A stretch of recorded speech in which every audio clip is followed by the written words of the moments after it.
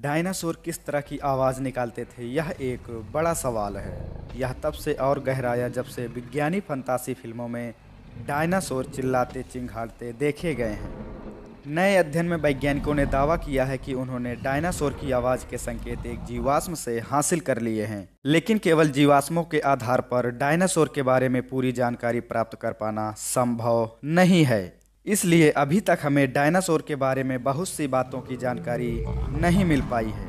यही वजह है कि अब तक जीवाश्म विज्ञानी डायनासोर के गले समेत उनके बारे में ज़्यादा कुछ पता नहीं लगा पाए थे। लेकिन नए अध्ययन में दावा किया गया है कि 2005 में मिले एक क्रिटेशियस काल के डायनासोर के जीवाश्म से उन्हें ऐसे संकेत मिल गए हैं जिनसे पता चल सकता है कि डायनासोर कैसी आवाज़ें निकालते थे। साल 2005 में मंगोलिया के गोबी बेसिन में एंक्लासोर प्रजाति वाला पिनाकोसारस ग्रानगेरी नाम के क्रिटेशियस कालीन डायनासोर का शरीर जीवाश्म रूप में मिला था। इस जीवाश्म की खास बात यह थी कि उसके गले की हड्डियां पूरी तरह से सुरक्षित पाई गई, जो कि सामान्य रूप से ऐसा नहीं होता है। इससे वैज्ञानिक उस डायनासोर की सांस लेने के बारे में जानकारी हासिल कर सके।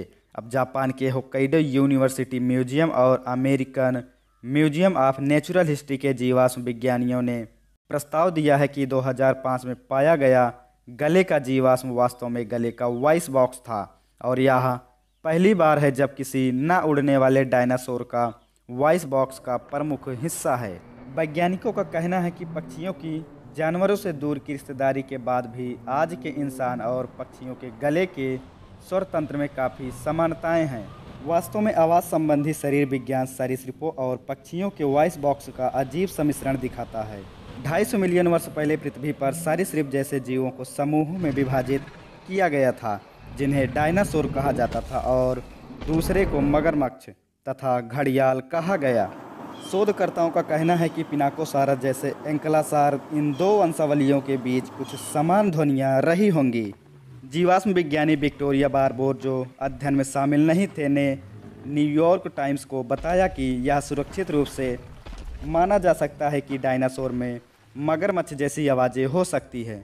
बारबोर का कहना है कि शोधकर्ता इस तरह के बुनियादी शरीर क्रिया विज्ञान पर कम काम कर रहे हैं, तब पक्षी इन्हीं से विकसित होते और अपने लिए नई नई तरह की आवाज़ें निकालने के नए नए तरीके निकाल रहे होंगे।